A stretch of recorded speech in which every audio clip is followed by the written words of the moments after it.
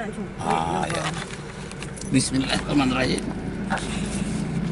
Assalamualaikum warahmatullahi wabarakatuh. Bapak Ibu Saudara sekalian, saya M. Rakib Jamari dari Pekanbaru, Riau, Indonesia. Saya karena sekarang bulan puasa, saya ingin menanggapi ayat Al-Quran Al-Baqarah ayat 183 tentang kutiba alaikumusiyam. Saya coba beberapa orang suruh menerjemahkan apa artinya kutiba alaikumusiyam. Ternyata banyak yang meleset yang menerjemahkan arti kutiba alaikumusiyam. Coba yang di belakang ini, apa arti kutiba alaikumusiyam? Coba kira-kira apa artinya kutiba alaikumusiyam? Ini sebagai contoh aja. Jangan terlalu serius. Ini ada Al-Quran dengan terjemahan. Apa artinya kutiba alaikumusiyam? Apa artinya? Ali? Diwajibkan mungkin. Terus? Diwajibkan berpuasa. Anda? Sebagaimana orang-orang sebelum kamu. Oh, bukan yang itu. Alaikumusiyam aja. Apa artinya alaikumusiyam? Padamu, bagimu, untukmu. Diharuskan untuk kamu berpuasa. Padahal kata-katanya ala. Ala itu kan artinya di atas. Kita sudah belajar huruf jar. Min, ila, an, ala, fi, ruba, ba, kaf, lam. Kalau ala itu artinya di atas. Selama ini pengertian kita ala itu terjadi kekeliruan dalam penerjemahan. Jadi ada terjemahannya, saya baca walaupun terjemahan dari Departemen Agama. Apa katanya? Kutiba alaikumusiyam, diwajibkan atas kamu berpuasa. Berarti di bawah kamu tidak wajib berpuasa. Di tengah kamu tidak wajib berpuasa. Yang wajib hanya di atas kamu saja. Nah, inilah akibat salah penerjemahan. Penerjemahan secara harfiah. Begitu juga Ar-Rahman 'alal arsy istawa. Allah beristiwa di atas aras. Tidak selamanya ala itu artinya di atas. Umpamanya as-surah ala jiddar, gambar di atas dinding. Padahal menempel pada dinding. Bukan di atas dinding, di atas sekali. Padahal pada dinding. Kok ala juga? Nah, jadi rupanya penerjemahan kata-kata ala itu terlalu literate selama ini. Jadi kalau kita menerjemahkan alaikumusiyam, jangan di atasmu berpuasa, tapi kepadamu. Jadi diwajibkan kepadamu berpuasa. Jangan diterjemahkan diwajibkan atasmu berpuasa. Berarti bawahmu tidak diwajibkan berpuasa. Bawahmu tidak diwajibkan, di tengahmu tidak diwajibkan. Yang wajibkan di atasmu saja.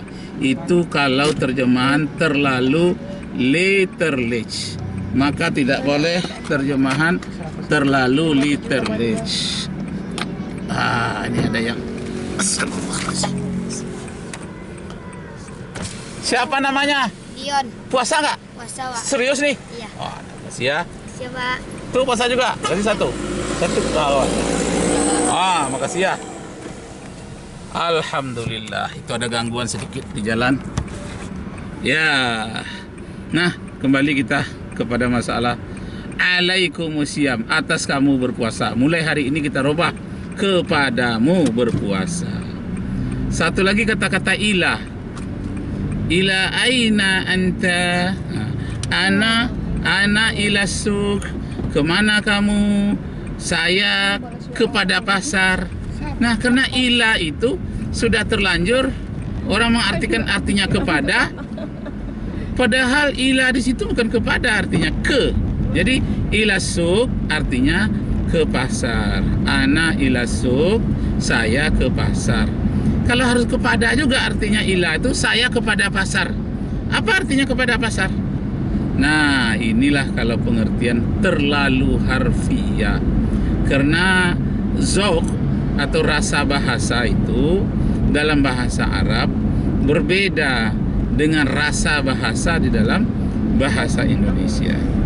Jadi untuk bisa menerjemahkan bahasa Arab kepada bahasa Indonesia orang itu harus memiliki dua rasa bahasa itu. Bagaimana rasa bahasa dalam bahasa Arab, bagaimana rasa bahasa dalam bahasa Indonesia. Zoknya itu, zok itu artinya rasa.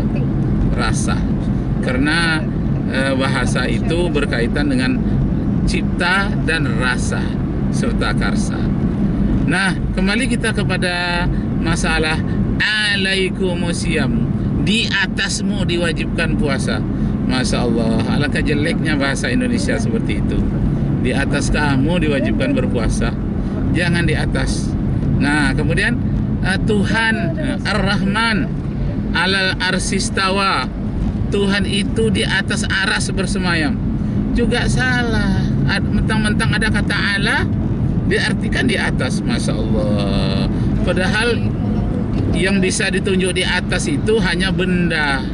Benda mengandung 6 sisi, di atas, di bawah, di depan, di belakang, sisi kiri, sisi kanan. Itu benda. Nah, bisa disebut di atas. Tapi kalau Allah tidak bisa disebut di atas.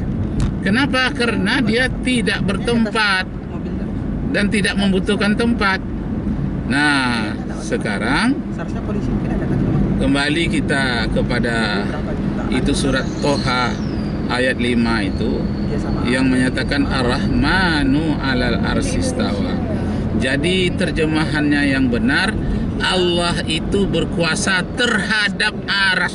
Tak perlu dipegang-pegang. Jadi istawa itu artinya berkuasa atau mengendalikan.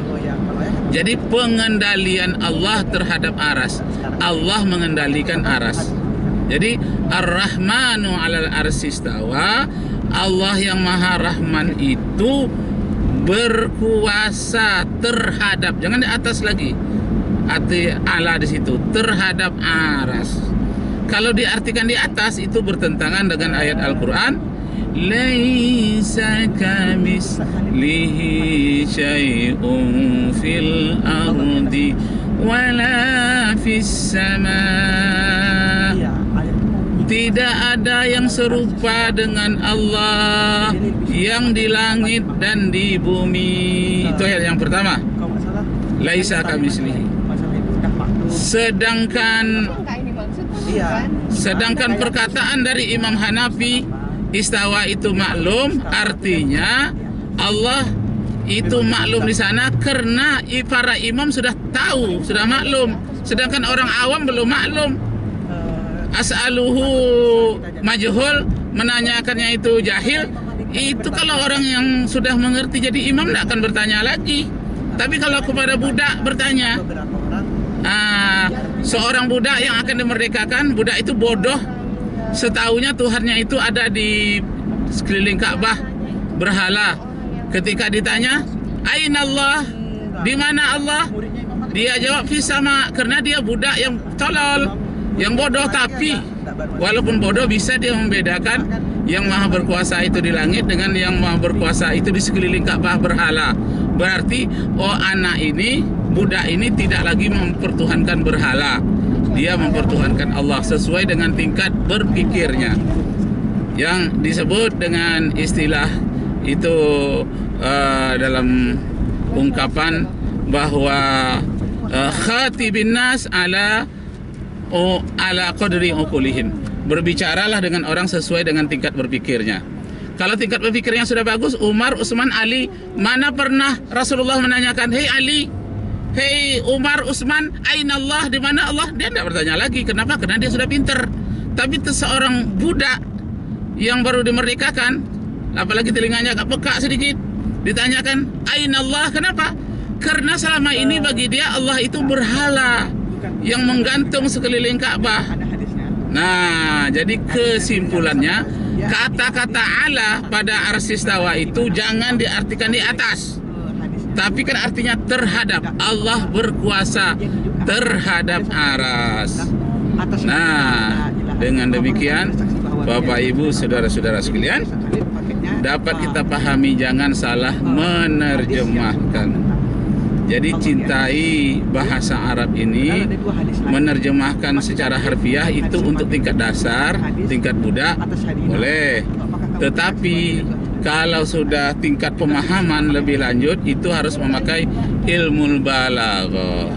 Jadi kalau pakai kata ala juga, lihat ilmu balaghah itu artinya menguasai. Itu lihat Benar ya nggak? ilmu balaghahnya. Majazi itu. Itu sesuai sama Imam Malik. Kenapa pakai majazi? Sindiran. Kalau Allah itu di atas. Kenapa pakai majazi? Karena untuk mendekatkan pemahaman manusia. Al-Quran itu diturunkan oleh Allah di Timur Tengah terhadap orang ahli-ahli penyair, sehingga mengalahkan syair-syair. Syair-syair itu majazi semua, kiasan-kiasan semua. Nah, kiasan-kiasan Al-Quran jauh lebih tinggi dibandingkan dengan kiasan-kiasan penyair itu. Jadi ilmu untuk bisa memahami kiasan-kiasan dalam Al-Quran, pertama namanya ilmu balaghah, artinya ilmu sastra Al-Quran. Jadi kata-kata ala itu tadi adalah majazi, bukan hakiki. Kenapa majazi? Kiasan, bukan hakiki. Karena Allah itu kita tidak tahu hakikinya. Hakikat Allah itu kita tidak tahu. Dalam Al-Quran, di dalam hadis dikatakan, tafakkaru fi khalqillah. Fikirkanlah kepada makhluk ciptaan Allah. Wala tafakkaru fi zatillah. Hakikat Allah, zat Allah jangan dipikirkan. Nah, dengan demikian Bapak Ibu, saudara-saudara kian, kita bisa memahami dengan benar ayat Al-Quran.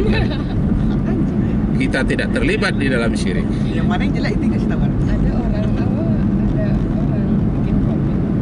Jadi dia pegang laptop. Laptopnya itu tulisannya apa? Asus. Dan harusnya namanya Asus. Asus. Dia dihilangin Asus. Balik sih. Orangnya bagus sih gitu kan. Demikianlah Bapak-bapak, Ibu saudara-saudara sekalian, sejenak tentang kata-kata ala. Jadi ala itu yang lebih tepat di dalam masalah Ar-Rahman ala al-Arsistawa serta alaikumusiyam itu lebih patut, lebih enak didengar, lebih tepat, dekat pengertian dalam bahasa Indonesia, artinya terhadap Baru dibangun tapi ini paling bagus. atau kepada. Masjidnya Universitas Muhammadiyah. Hei orang-orang yang beriman, diwajibkan kepadamu berpuasa, atau terhadapmu telah diwajibkan berpuasa. Mungkin kurang enak kata-kata terhadap, tapi lebih enak kata-kata kepada.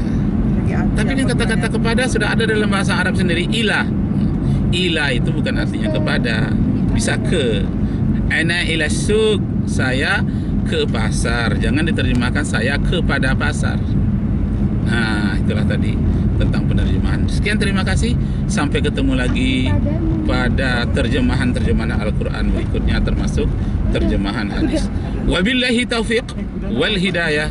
Wassalamualaikum warahmatullahi wabarakatuh. Ya.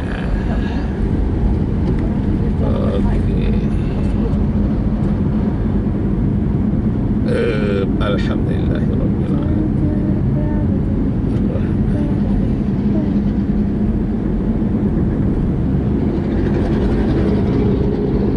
Ini adalah jalan nangka atau jalan Tuanku Tembusai.